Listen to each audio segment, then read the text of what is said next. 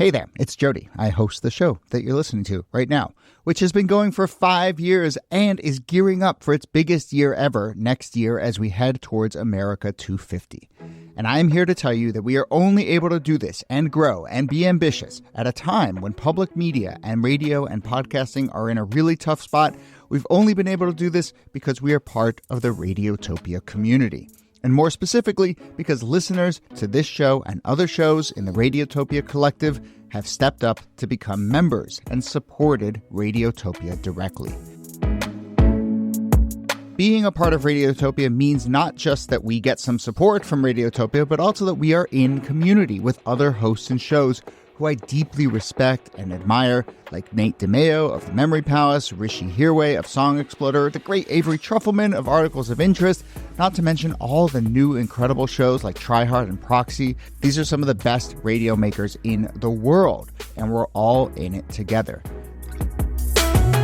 This community spirit also extends to the fundraiser itself. We split the money that is raised during our annual fundraiser, which is where you come in. Your generous gifts don't just support our team, but they cast a vote for this kind of media. Independent, plucky, ambitious, which, by the way, is how I describe you. Yeah, you. Independent, plucky, ambitious. Doesn't that sound nice? It would mean so much if you invest in our community of creators by making your tax-deductible donation very easy at our website, thisdaypod.com. And two more important things. As a bonus, when you donate before the end of the year, December 31st, your gift is going to be matched by a generous PRX donor. So double your impact right now. Also, when you donate, you will be invited to our holiday mixtope on December 4th, where all the producers, we're all going to get together and share these little audio love letters to each other, and you'll be able to listen in and join in on the community. It's going to be a really great event.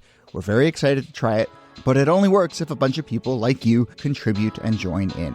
So head over to thisdaypod.com. You will see a link right there. That's thisdaypod.com to support Radiotopia. You are a huge part of this community. Thank you. Thank you. Thank you.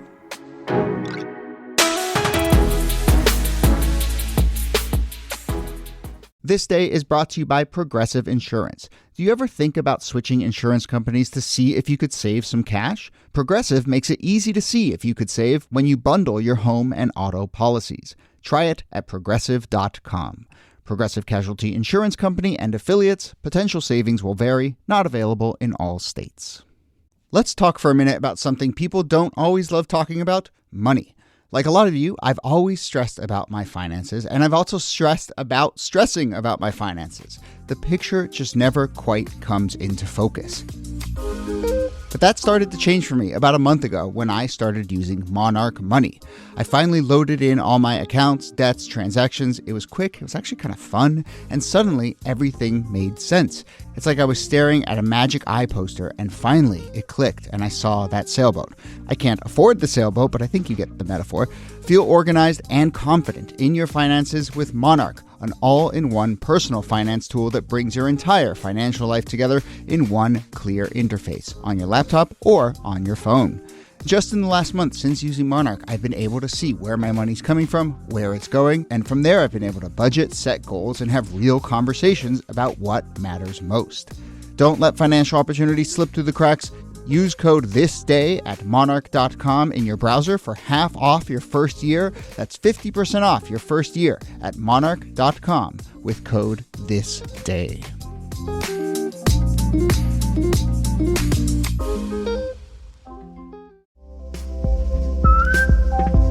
Hey there, Jody Abergan here. Thanks for listening to This Day, and happy Thanksgiving week to everyone, at least those of you in the US. I hope you are getting a little downtime in with friends and family.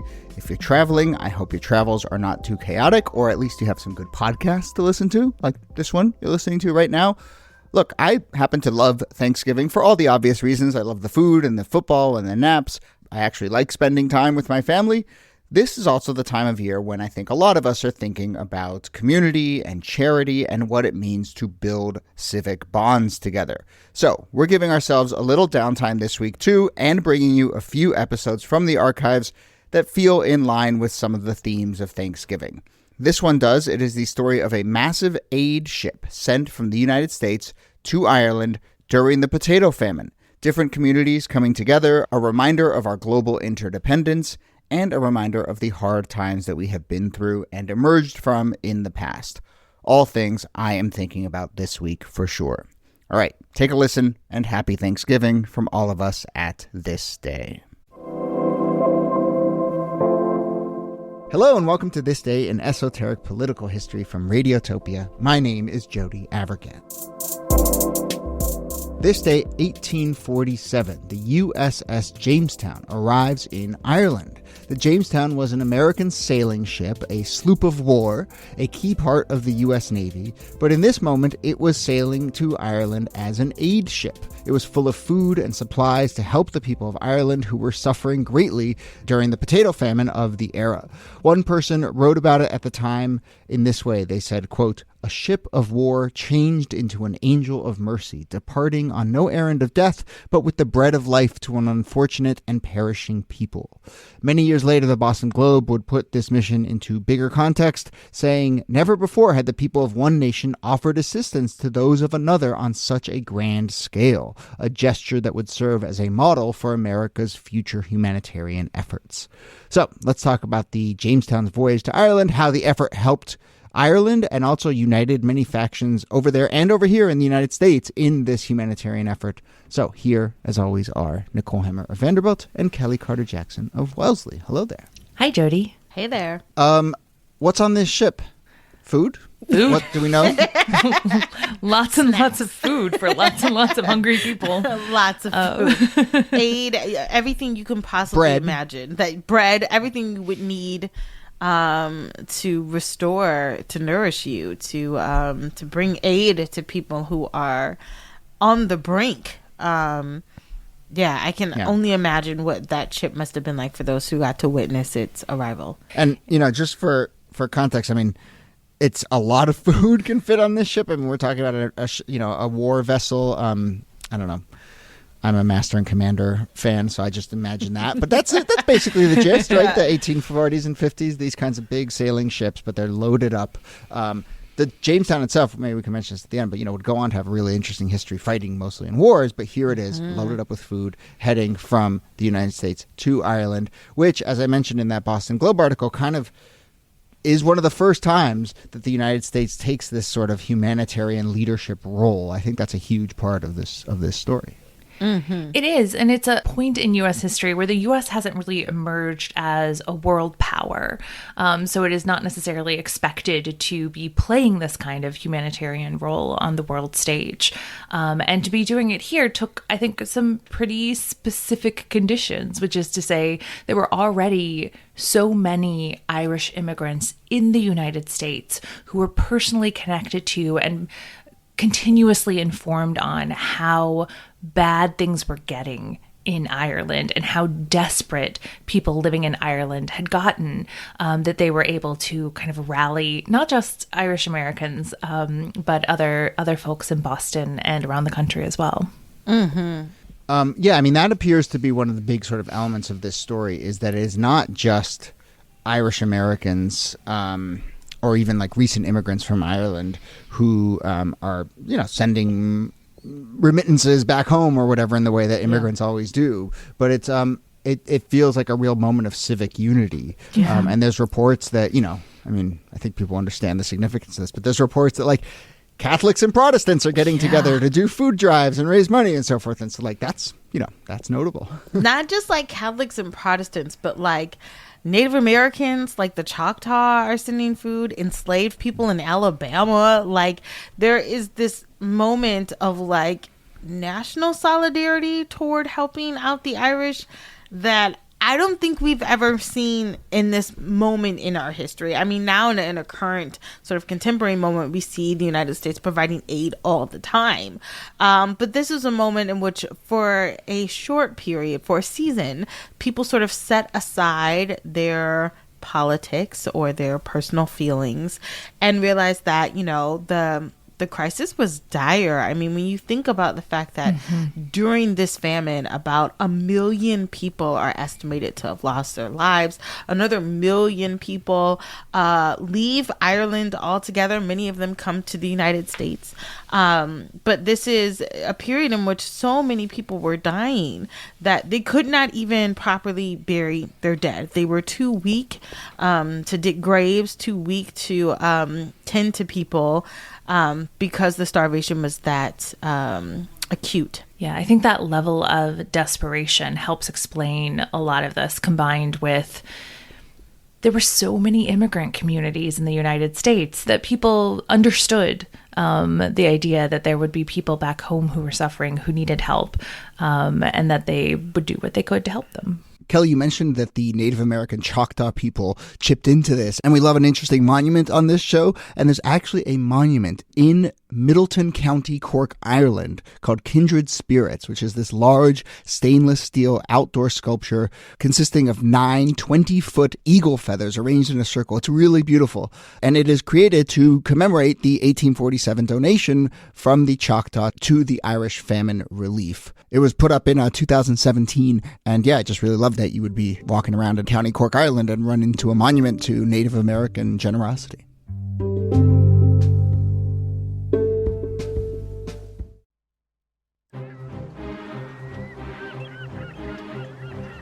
Hello, this is Matt from the Explorers Podcast.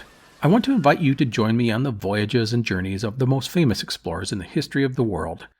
These are the thrilling and captivating stories of Magellan, Shackleton, Lewis and Clark, and so many other famous and not so famous adventurers from throughout history.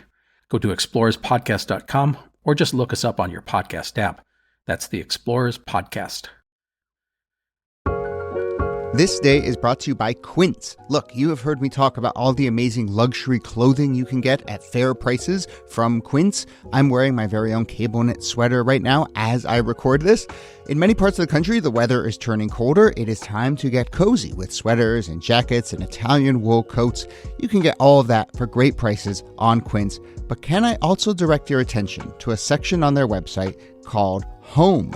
That's right, it is not just clothing. And if you want to get cozy, how about a cashmere blanket throw for just $129? There are pillows, blankets, sheets, towels, linens. Quince has it all. You can upgrade your look and your home or apartment. It's time to step into the holiday season with layers made to feel good, look polished, and last. All from Quince. Perfect for gifting or keeping for yourself. Go to quince.com/thisday for free shipping on your order and 365-day returns. Now available in Canada too. That's QUINCE.com/thisday to get free shipping and 365-day returns. Quince.com/thisday.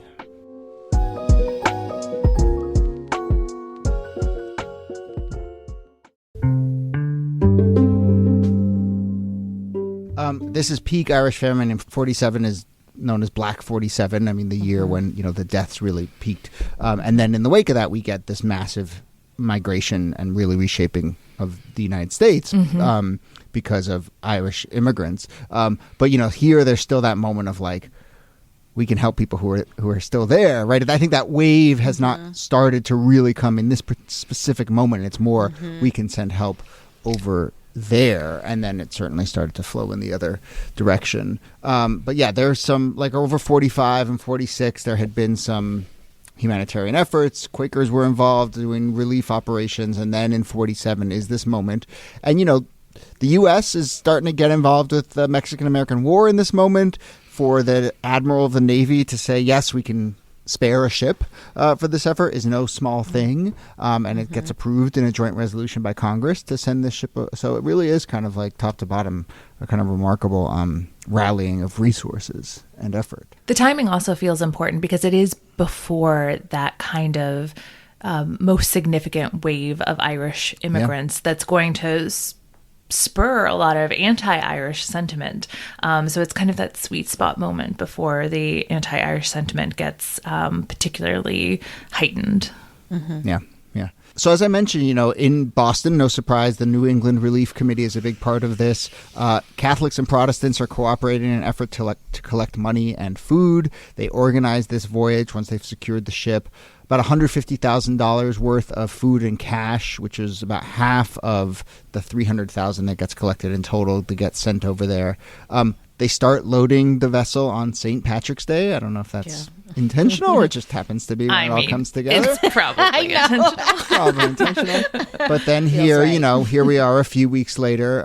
The ship actually takes off and then arrives in April in Cork. And then it makes a number of stops in Ireland to a bunch of different towns and distributes the money.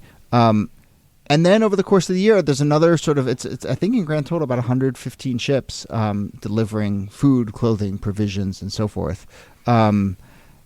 Apparently, U.S. citizens shipped so much grain to Ireland that corn prices dropped on the British market, which offered even a little more relief for people struggling in Ireland to be able to buy crops slightly cheaper. So, there's big impact here. We should say that the part of the context is that it's not just that there is a famine, but that this famine is impacting the potato, and the potato is the major exporter of Ireland. So people cannot make money in the way that they would to provide for their families. And there's a whole, spiral effect that happens with this famine as well. Right. And I mean, you're hinting at also, I mean, we're not an Irish podcast, but like all the geopolitical dimensions of the famine and the British rule and the way that the economy was controlled by the British, and obviously the famine has a massive impact on the sort of geopolitics of Ireland and its relationship with colonial rule as well. But that's all tied in here for sure. Yeah. Well, I think that the thing that made it particularly tragic is that people in Ireland were growing grains, and they were they had animals, and they were creating meat and butter, but they had to sell all of that in order to pay their taxes and things. So they had all this food surrounding them that they couldn't eat, and the only thing they could eat was the potato, and the potato went away, and that compounding poverty plus starvation is just that's the spiral. Right. And then on top of that, really bad winters, really brutal winters. So, this is 47. I mean, it really is like 45 to 55. So this is at the beginning of that massive wave when, you look at some of the numbers. A third of the population of Ireland left their homeland in that stretch. A lot of them came to the United States. There's the story of the thousands who were quarantined on Deer Island in Boston Harbor before they could be allowed on, and many of them died there. And, I don't think we've done a story on that particular immigration wave and the way it reshaped this country, but this is tied up into that as well. As we wrap up, I just want to return to kind of some of the historical work on this. Really has identified that like the hostility within the U.S. Irish and Yankee communities is, in this moment, I mean, the memory of the Revolutionary War is, still there, and so I think it's not nothing that sort of hostilities were put aside, different communities banded together for this cause. I mean, it tells you sort of how pressing the need was. All right. Well, we'll leave it there. We've gotten a couple emails from folks. Joseph sent us an email about this one, so thank you for that. And I'm sure we'll return to this time period and the wave of Irish immigrants for sure, but we will leave it there with the USS Jamestown. Oh, sorry. I wanted to say the Jamestown ended up fighting in a bunch of wars, traveling all over the world. I don't know. It's interesting. Go read about the Jamestown. The ship itself gets into some stuff. I would say this is probably its most laudable moment. A high point for sure. Yeah, and it's like very early in its career, and then it gets used for much sketchier purposes. When we talk about American influence, it gets used for much more nefarious purposes going forward. But here, a real moment of American leadership and influence. I know. Maybe they should have retired it after this. I know. Got to go out when you're on top. Yeah, you've done your good for the world. We'll put you out. Yeah, for sure. All right. Well, that brings us to the end of the episode. Nicole Hemmer, thanks to you. Thanks, Jody. And Kellie Carter-Jackson, thanks to you. My pleasure.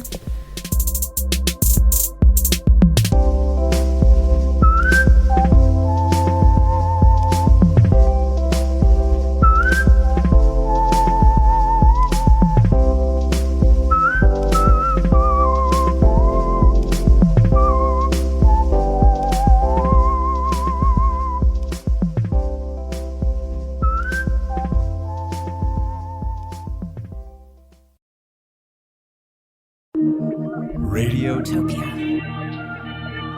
From P